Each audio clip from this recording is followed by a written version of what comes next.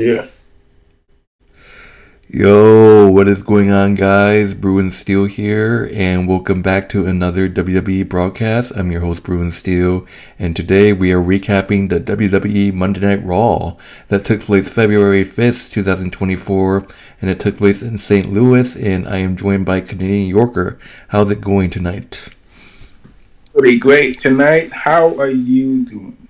Good, good. Hope you're not yawning tonight, and it's gonna be great. It's the Road to Elimination Chamber match. This Monday Night Right. Raw was awesome. We got our first qualifying Elimination Chamber match that happened. Qualifying match that will determine.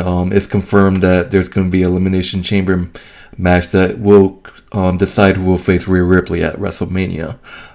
Since we saw Bayley turning face last week, picking IYO Sky, Rhea Ripley needs an opponent. So let's get to it. So awesome, awesome Raw. I enjoyed it, and after the whole shenanigans with The Rock coming back, there's been so many trends of we want Cody, and St. Louis, man, oh my God, they were buzzing with the "We Want Cody" chant. World Heavyweight Champion Seth Rollins opened the show, and he just be hearing the Rocky sucks. It amazed me how that fast the fans can turn on the Rock, and then they were chanting they want Cody, we want Cody, and then um, basically Seth Rollins opened the show, and what do you know, he hears all the chanting, brings out Cody, and then basically Seth Rollins said he wants an answer from Cody. I said, "Are you gonna fight me at WrestleMania?" The funny thing is, I think WWE is like messing with us at this point because on the Wikipedia page for matches for WrestleMania, it first said Seth Rollins versus Cody, but now it just says Cody versus whoever for a world heavyweight for a world championship match. So there might be a chance, maybe I don't know, but then.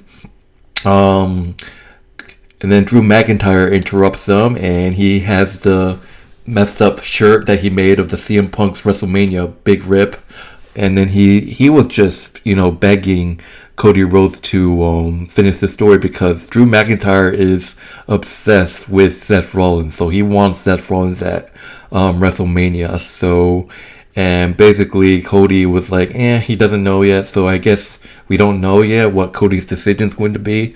There's still a chance that he might challenge Roman. I mean, maybe he's just said that just to mess with fans. But and then Drew McIntyre headbutted Seth Rollins, and Cody attacked Drew McIntyre, but Drew McIntyre took off, fall back. Didn't want to do anything with Cody Rhodes, so that pretty much ends the segment. So, a lot of tension in this opening segment. So, what are your thoughts on it? Man, I have been listening to podcast after podcast podcast about the situation that occurred on Friday night SmackDown.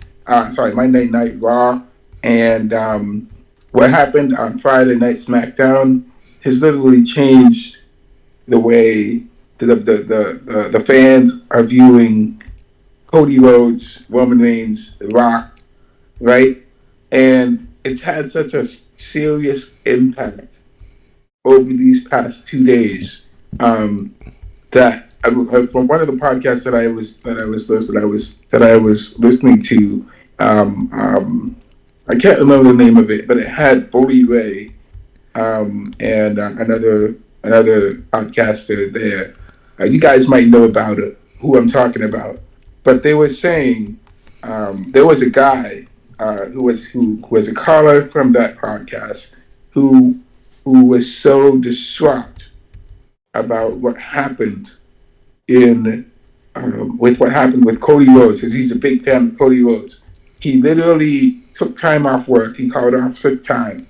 He called out sick, and he drove 800 miles from his job to Monday Night Raw to actually to just voice his displeasure about voices displeasure about how the WWE is handling Cody Rhodes and the Cody Rhodes and his story, and with The Rock. I mean, the fact that you have a board member who's The Rock inserting himself into the story of between Cody Rhodes and Roman Reigns, and then the WWE just deciding to switch up this match with Roman Reigns versus The Rock. It's supposed to bring more numbers in, more eyes in, but it takes away from what the WWE has been pushing Cody as the face of the company, and Cody he's been talking for the 2 years about finishing his story, about winning the WWE championship for his family, for his father, right? And to have it all just swept away in one night is just it's so damaging. It's really damaged people's view of WWE and how, and basically Cody Rhodes has worked his butt off to become the world, to win the Royal Rumble. He's fought in every single match. He's put his body on the line. He's done everything that he has to do to make sure he's in the right spot. And now that he's in the right spot, the WWE, he just decides to give up that spot to The Rock, who hasn't been in the WWE for the past 10 years since his last match against CM Punk. And I think, and I remember last time, Punk himself said that he told Cody, "You think that you're going to be the one crossing the finish line, when in fact you are." And then there's another guy who comes in who's an even bigger star who comes in and takes your spot, right? No, now here's the thing so Cody is basically experiencing Cody is experiencing the same thing that happened to CM Punk 10 years ago, a decade ago. It's happening to him right now, and that's infuriating. It's maddening. It's insane. I know this takes away from what we're talking about in what we're talking about right now with Seth and Cody. Seth, we're gonna have to wait and see what Cody's response is. But this is maddening. It's really turned off a lot of people. It's made me mad. I'm just really upset with it. I mean, as much as I like Rock versus Roman, the fact that we should have Rock versus Roman for this year's WrestleMania, it just does not make any sense whatsoever. It makes more sense for them to have their match after WrestleMania. Cody Rhodes should finish his story. We want Cody to finish his story this year at WrestleMania 40. We don't want to see him finish it after WrestleMania 40 or at Elimination Chamber. He's got to finish it this year at this year's WrestleMania.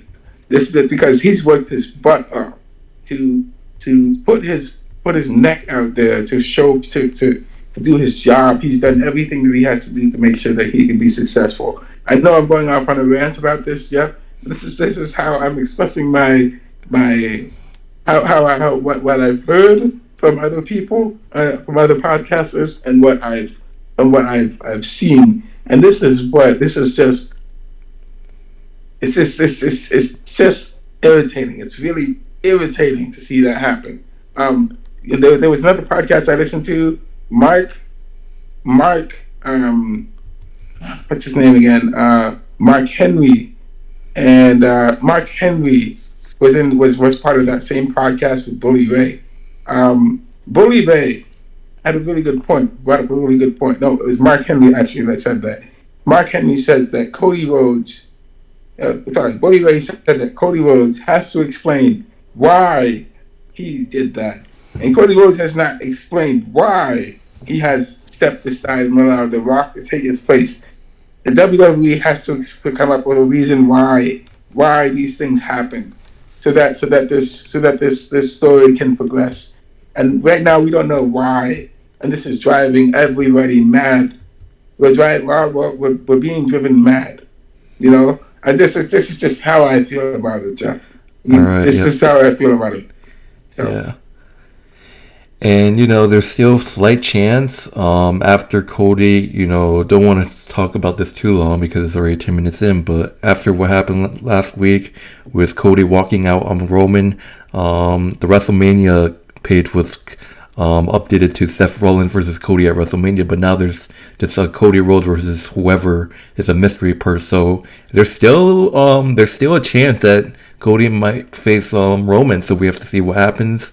They're saying that Roman and Rock is just going to be a pre-show thing, but we have to see what happens. But moving on to the first match of the evening, we got the Fatal 4-Way match to decide who will face the Judgment Day for the tag team titles.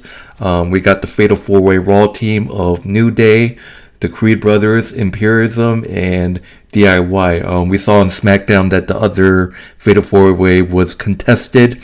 We saw the winner of Pete Dunne and Tyler Bate.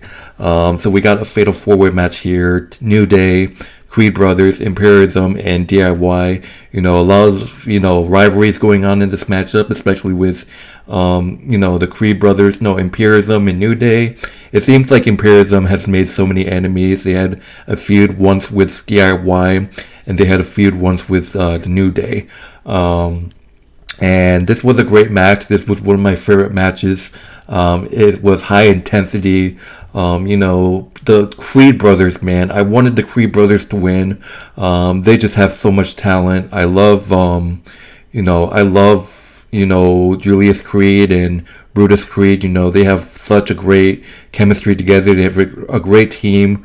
Went back and forth. Everyone was loving it, chatting. This is awesome. It was just nonstop jump attacks on the top rope. One person will go on the top rope and then jump over and taking out a bunch of people, and went back and forth. And Fatal 4-Way tag team matches are really interesting because you can actually tag anyone. Usually a tag team match you have to tag your partner, but in a Fatal 4-Way match you can tag anyone. That means like if me and Canadian Yorker are on the same team and we're competing in a Fatal 4-Way tag team match, I can tag him. Which makes it interesting. So even though Canadian Yorker is not my partner, I can still tag him. So it makes the tag team matches really interesting. But like I said, this was one of my favorite matches. It was physical. It was great. I love the New Day. I mean, I love all three teams. Fuck Imperium. As long as they lost, I was fine. I hate Imperium. Fuck them. They can go jump off a bridge. I care. DIY, Creed Brothers, New Day, they're awesome. Imperium being left off. Sorry, I hate them. But this was physical. This was a great match. Obviously we've seen the there's history, friendly history between DIY, Creed Brothers, and the New Day. A lot of backstage segments with them. But at the end, it was pretty close. I actually thought that, I think, yeah, it was the Creed Brothers. I thought they were going to win. They had the Julius powerbomb. But DIY came across and was able to hit their finisher on, I believe, who was it? I think it was Tommaso or Imperium. I think it was Imperium. I can't remember. They finished. They win the Fatal 4-Way, hitting that finisher they have of where they do a double kick on both sides. DIY gets the win, and they will face British Strong Style, Pete Dunne, and Tyler Bate this week on Friday Night SmackDown for a tag title shot. So the winner will face Judgment Day, most likely at Elimination Chamber. So DIY was the huge win. Will advance to SmackDown to face Pete Dunne and Tyler Bate for a chance to face the Judgment Day at Elimination Chamber. Like I said, I would rather see the Creed Brothers win, but I like DIY. I like Tommaso Ciampa. I like Johnny Gargano. But DIY defeats wins the Fatal 4-Way, defeating the New Day, Imperium, and the Creed Brothers by pinfall to earn a spot to face British Strong Style. So what are your thoughts on this awesome Fatal 4-Way? I was thinking that since they're gonna have since they have DIY is from Raw, right, and the British Strong Style is from SmackDown, so I thought it would be like a triple threat match. right? It's not gonna be a triple threat match. No, it's going to be DIY versus British Strong. The winner of that will face Judgment Day at Elimination Chamber. Okay. Yeah. Well, yeah, I'm thinking that it's we've seen uh, Judgment Day. We've seen the New Day win the tag team matchups. Yeah, I'm liking the Creed brothers also. Like they're a really good, strong team. Who can they really put a lot of effort into everything they do, and they have really good chemistry. They nearly beat the Judgment Day last time they faced them. Um, so it's going to be an interesting matchup. It could have gone either way. If Imperium won, now that would have changed things a bit because sometimes Imperium and the Judgment Day join forces sometimes, but for the most part, Imperium wants all the gold, but they don't have all the gold because they were stopped by the other three teams. So um, it's great to see that they're able to get that. They're able to the DIY. It's good to see DIY get that push because they need that push. So I'd like to see them continue going forward and being the challengers to face Damien Priest and Finn Balor. All right, so it's gonna be a great match. That match is gonna be fire this Friday. The next match, we got the first Elimination Chamber qualifying match. Like I said before, there's going to be an Elimination Chamber match to determine who faces Rhea Ripley at WrestleMania. The first match is Shayna Baszler versus the Becky Lynch, the man. So this is great. This is a WrestleMania rematch. These two faced off at WrestleMania, and it's a huge matchup. And I'm like, oh my god, I thought Shayna Baszler and Becky Lynch were both going to be inside the Elimination Chamber. But no, this is a one-on-one. Winner advances to the Elimination Chamber spot. We got Becky Lynch and Shayna Baszler. And I'm like, oh boy, Becky Lynch. I said this before. Been waiting so long for Becky Lynch and Rhea Ripley feud. It has to happen, but Shayna Baszler, man, if she wins, I'm gonna be so mad. But don't disrespect. I love Shayna Baszler. She's great. She's just shows how dominant she was against Becky. She's just a strong person. It seems sometimes Becky couldn't handle her. It went back and forth. This was a great match. It just. I believe Shayna Baszler hit the running knee at Becky, and it was pretty close. And then it was Shayna Baszler with her deadly submission hold. She tried to put the Kurafita clutch, but Becky Lynch counters and was able to probably hit the worst manhandle slam I have ever seen. I don't know if they just got messed up but the manhandle slam was so bad, but it still worked. So yeah, Becky Lynch hits the big manhandle slam on Shayna Baszler to get the win and qualify for the Elimination Chamber. Hell yeah. One more step and you'll face Rhea Ripley. Please win the Elimination Chamber.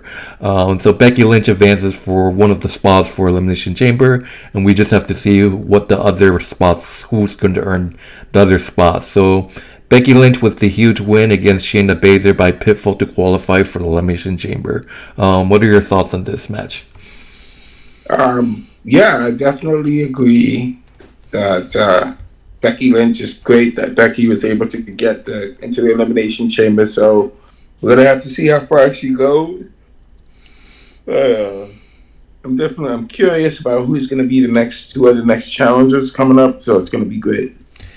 All right. So, plus, Liv Morgan has officially returned. She was watching backstage, watching the Becky Lynch and Shayna Baszler. It was announced that Liv Morgan has a chance to, qualify to get into the Elimination Chamber. The history with her and Rhea. The whole reason why Liv Morgan missed a lot was because of Rhea Ripley. If you guys forgot, Rhea Ripley attacked Liv Morgan after a match with a steel chair, injuring Liv Morgan. And Liv Morgan's all about revenge. And I've been hearing people say that, it's going to be Liv versus Rhea WrestleMania. And I understand, Lynch, not Lynch, what the hell? Liv Morgan is due for a revenge tour, and but I say sorry, Becky Lynch. It's gonna be Becky Lynch and Rhea at WrestleMania. Liv Morgan just get her revenge after Mania, and then people are probably gonna disagree with me, but we have to see what happens. But it's announced it's going to be Liv Morgan versus Zoe Stark in an Elimination Chamber qualifying match next week. So that match is going to pop. Liv Morgan versus Zoe Stark, the second qualifying. Moving on, we obviously got. So we saw Nia Jax once again attacking Rhea Ripley. Rhea Ripley was pissed off that she got attacked this past Friday by Nia Jax, and once again, she gets attacked by Nia Jax again. Adam Pearce said that we're not doing this right now, and said, "You want Nia Jax? Then I'll give it to her." Yes, another thing that I've called is official. Adam Pearce gives Rhea Ripley the match. It's going to be Rhea Ripley versus Nia Jax at the Elimination Chamber for the World Heavyweight Championship. What are your thoughts? It's finally happening. Yeah, I thought that. And you're the one that says no, it's not going to happen. This is something I called too. I mean, Rhea Ripley has to defend her title because she's literally defending the title in front of her home country. If you guys don't know, Rhea Ripley is from Australia, and the Elimination Chamber pay-per-view will be in Australia. So there's going to be a lot of cheers for Rhea Ripley. I think that is Rhea Ripley facing off against two other people? No, she's no, it's just a one-on-one match. Nia Jax, Rhea Ripley for the World Heavyweight Championship. Oh, okay. Yeah. I think it's due time. It's time. It's time to see who's the most dominant woman. No, I called this way before the Royal Rumble. Right before the Royal Rumble, they said that no, it's not going to be Rhea and Nia at the Royal Rumble. They most likely are.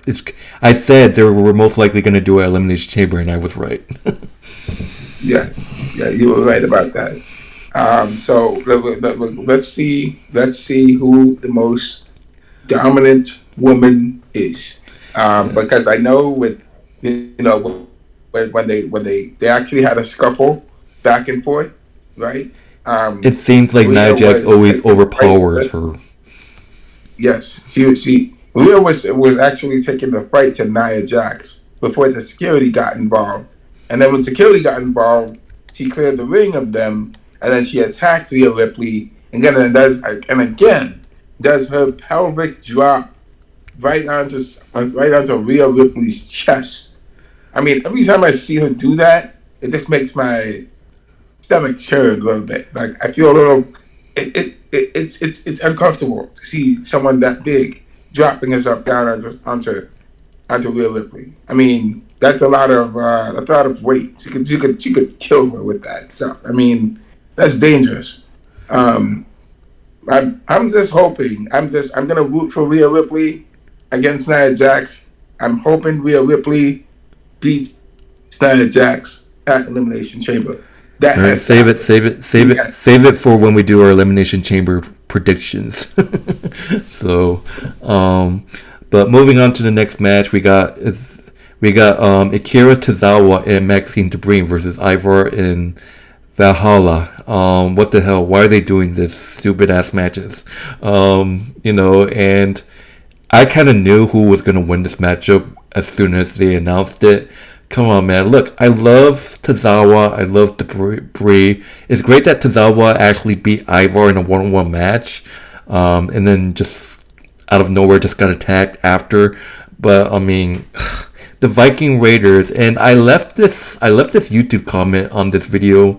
I believe it was actually a video of the highlights of this match, and I said that my question is that if Eric came back, Ivar and Eric deserves a tag team championship match push. So Viking Raiders, I can definitely see them winning the Undisputed tag team titles in the future. They have a strong team, but the only reason was because Eric is still out with surgery. Well, he had surgery and he's probably out for a really long time. But you think one Viking Raider is bad? Imagine if Eric did come back and you have to handle two. Two is bad enough than one. Like holy moly, Ivar, the Viking Raiders, they deserve a shot at the tag team titles. Like whenever Eric comes back, they're just a dominant force. They would definitely. I mean, I'll just say this: if Eric never got injured and it was Ivar and Eric still healthy than ever, and they didn't make the fatal four-way for a chance at the tag team titles, I don't know what you're booking Triple H. Like they deserve a title shot. Um, but not really want to talk about this match because, look, like I said, Maxine DeBrain, I love her. I love her that she was in Alpha Academy, but I don't think Alpha Academy is the answer for her. I say this, I know, but I mean, I just feel like she's not learning anything, and she's just not that good yet. I just feel like maybe she just. I mean, Chad Gable has done a great job teaching her, but I just feel like maybe she might have to move on. I'm not sure, but Tozawa is just he's just basically the mascot of Alpha Academy. But Ivar in Valhalla with the easy win. Ivar with the huge smash. It was a huge. He does that backwards flipped on Tozawa to get the win. Ivar in Valhalla defeats Tozawa and Debris by pinfall. What are your thoughts on this match? Total domination. Total domination. I really think I agree with you, Jeff, that Maxine Dupree definitely has potential. Um, she could definitely keep on. She could definitely keep on learning more from someone else who's more. Not gonna say more experienced, but has more moves for her to learn, and like she could definitely use that more mentorship. So yeah, if she does move on from Alpha Academy, it would be wonderful for her. I really liked that when she faced against Rhea Ripley, she actually gave Rhea some trouble because I believe she's taller. She's a little bit taller than Rhea, and she has longer arms and longer legs. And so because she's taller, she's more slender. She's harder to catch, and Rhea has a different type of build than Maxine. So Maxine is more quicker on her feet than Rhea is. And that was just what kind of that's what I observed from watching the match of them together. But Maxine doesn't have the confidence that Rhea has. Rhea definitely has a little bit more confidence in her abilities than Maxine does. But I'd like to see Maxine definitely improve as a wrestler. I believe she would do well if she was learning more from Charlotte Flair. Charlotte Flair is really more experienced, and so for her working with Charlotte Flair, some of the other women in the women's division, or maybe more of the retired women's division, that would really help Maxine more. So that would be really interesting in that aspect. But other thing I wanted to mention, while the match was going on, there was I remember hearing from some of the other podcasts that while the match was going on, the audience was actually chanting, "We want Cody," and they were also saying that Rocky sucks. They were also chanting Rocky sucks about the Rock. They were chanting the Rock sucks and we want Cody, going back and forth while the match was going on. And Cody was actually tweeted during that time. He was tweeting out to people to say, "Please be respectful at XYZ of what's going on." So, but this is just because he wanted to kind of control the crowd, but people are still upset about what's going on with the WWE, man. I mean, they're really voicing their opinion despite the stuff going on with in the ring. There's people are still people. It's like what happened on Friday it's really taking everybody's minds off of the situation, off of what's going on in the ring. So it's a tough thing. But despite that, I'm glad to see that the wrestlers were able, Ivar and Tazawa and Maxine, able to keep their composure and do their job. So that's great to see. Alright, damn. Talking about all this rock, we're gonna have another 55-minute video. Alright, but let's move on. So, moving on to the next match, we got The Miz versus JD McDonough in a one-on-one matchup. Obviously, what was going on with R-Truth. R-Truth is a funny man, but I just don't understand him. He's hilarious, but yeah, during the match, he actually came out, distracted JD McDonough, was giving out Judgment Day t-shirts to the crowd while the match was going on, and like really still with the R-Truth shenanigans, but and then he made his way to the ringside and then tried to put a shirt on Dominic Mysterio, and then JD McDonough got distracted, and then The Miz, no, not The Miz, sorry, R-Truth distracted the referee just to give JD McDonough his cut money. And then JD McDonough just like took the money and then got distracted, put it in his pocket, like, oh, okay, sure, I'll take the money. And then The Miz snuck up behind him and gave him the skull crushing finale, and then all the money just popped up. Reminded me when Damien Priest picked up the money and got Claymored, all the money flew in the air. So yeah, because thanks to R-Truth, The Miz defeats JD McDonough by pinfall. Dominic Mysterio is pissed off. So, and after they beat up R-Truth, he thought that was his beat up initial, like, oh, let us beat us up and then you're in the Judgment Day. Apparently that's what R-Truth thought, so I don't understand this man. But The Miz defeats JD McDonough by pinfall. What are your thoughts? I mean, The Miz and R-Truth, and I mean, it is again with the craziness going on in the Judgment Day. I mean, I'd like to see a match at WrestleMania, right, with The Miz and versus The Miz and R-Truth versus the Judgment Day, because but it's like R-Truth is playing both sides, man. Like, who is R-Truth? Whose side is R-Truth on? Really, because ever since he forced himself on the Judgment Day, he's doing nice things for the Judgment Day. You got to kick him out, they beat him up and kick him out, and he keeps coming back, and because he wants to be part of the Judgment Day. I just don't get it. If you think about it, R-Truth is kind of like that ex-girlfriend that you're trying to get rid of, but the ex-girlfriend just tries to come back in your life. That's basically what R-Truth is.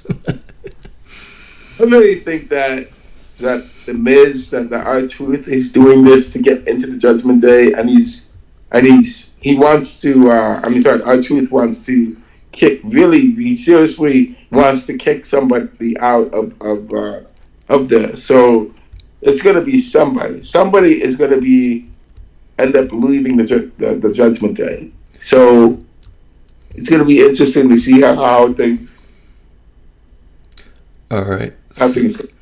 Alright, so moving on, we got Gunther celebrating his 600 days as Intercontinental Champion. The fact that he's a heel and people don't like him. I love Gunther. Congratulations on 600 days. Making his celebration with Imperium. But then I don't want to talk too much because this video is getting long. But he gets to. Gunther celebrates his 600 days as Intercontinental Champion, and this is what we've been waiting for. Jey Uso interrupts Gunther. Jey Uso wants to challenge Gunther for Intercontinental title match, and what do you know? I think we're gonna have it. Gunther trashing talk.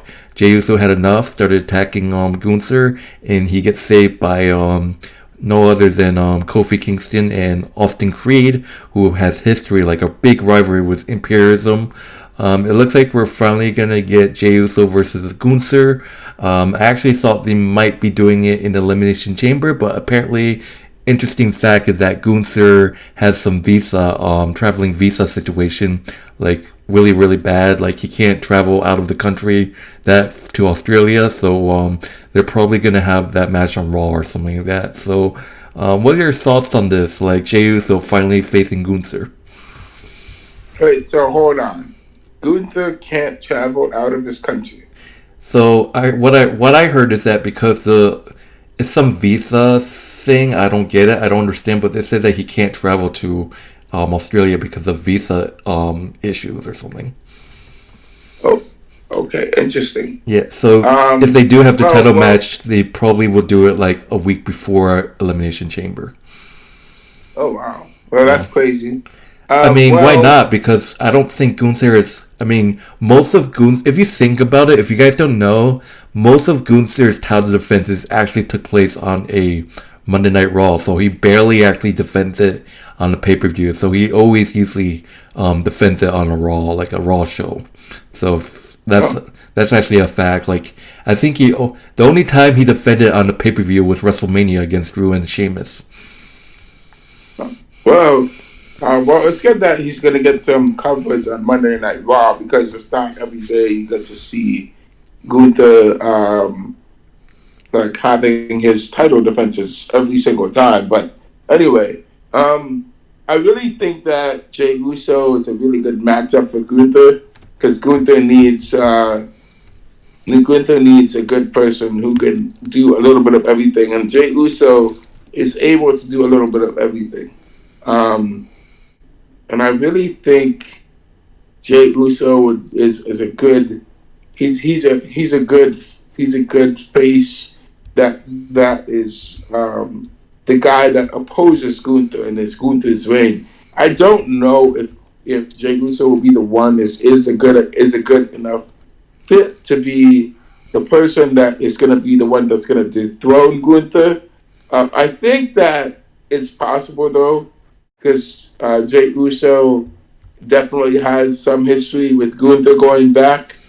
So I still think that Chad Gable is the guy that is going to be the one to dethrone Gunther because he is that guy. So um, yeah, it's gonna be interesting to see how Jey Uso does it because remember, Jeff, remember this that Paul Heyman told Jimmy Uso, Jimmy Uso that he wants Jimmy to go get the Intercontinental Championship from Gunther, right? So that might be something that could happen in the future. Maybe one day Gunther needs help.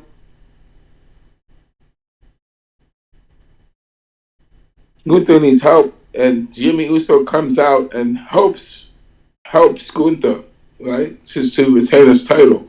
So it will be really interesting to see how things go forward. All right, moving on. We're almost there. Moving on, we got the Kabuchiki Warriors, Asuka and Kairi Sane defending the WWE Women's Tag Team Championship against Kaden Chance and Kaden Carter. Don't want to talk too much because the video is getting long. It was a great match. At one point, Chance and Carter was hit the after party on Asuka, and it seemed like it was over, but Kairi breaks it up. It went back and forth. Carly Sane laying waste to, I believe it was Chance or Carter, I can't remember, throwing one of them to steel steps, sorry, and then they were able to hit Chance with an insane elbow, and the Kabucha Warriors was able to get the win. The Kabucha Warriors defeat Carter and Cannon Chance to retain the WWE Women's Tag Team titles. So, just a short. What's your thoughts on this match? Keep it short because it's like long. This video's been long so far. I want to see Chance and Carter regain the tag team championships because they barely had any time to defend their titles. Barely had any time. So, it's going to be really good to see them back and up and about. I really think that, they could dethrone the Kabuki Warriors in the future because I'd love to see them win back the championship. And because they were good. they beat Chelsea Green and Pimpin Evans, Thank right? God. So yes, so if they can beat them, they can beat the Kabuki Warriors. So they were good. I'm rooting for them. So go Chance, go Cut. All right, so moving on to the main event, we got Cody Rhodes and Shinsuke Nakamura in a bull rope match. Like, why? Like, you saw Shinsuke Nakamura, attacking Cody Rhodes with the red mist. So we got Cody Rhodes and Shinsuke Nakamura in the main event, and this is actually one of Cody Rhodes' father's matches. Dusty Rhodes first used this bull rope match against back in 1974. So I think Cody Rhodes is happy, but I mean, people was like, "You're gonna do Cody like this after getting denied by The Rock." He put his rivalry back in Shinsuke Nakamura in a bull rope match.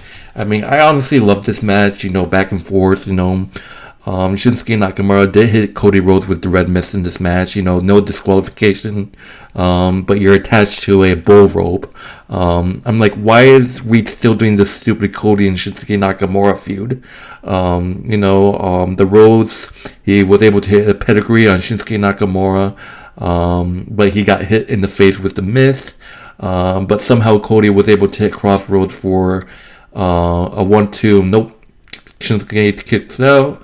Cody Rhodes trying his best to wipe the mist from the eyes because that really can blind you.